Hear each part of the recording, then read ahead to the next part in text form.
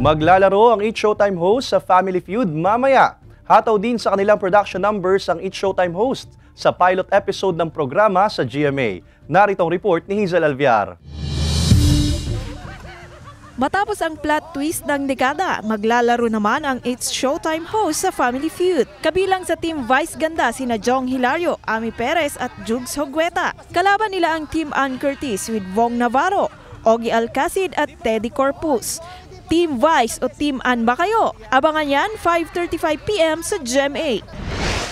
Trending nitong Sabado ang pilot episode ng It's Showtime sa GMA. Isa saan kabogable surprises ang production number ni Vice Ganda na umeksena sa heart logo ng GMA sa tuktok ng GMA Network Center. Hataw rin ang ibang host sa kanilang mga bonggang production. Nakisaya rin ang Kapuso Star sa karaoke segment. Usap-usapan ang pagkikita ni na OG Sangre Alena Carril, Sangre Perena 2016 Glyza de Castro at Sangre Alena 2016 Gabby Garcia. Pinusuan din ng Encantadix ang 2-5 ng dalawang Alena.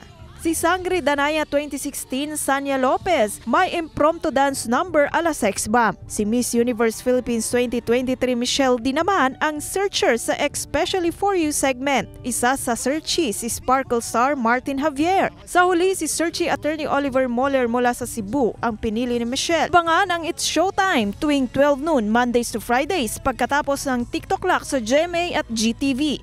11:30 AM naman tuwing Sabado. Hazel Alviar, Balitang Southern Tagalog.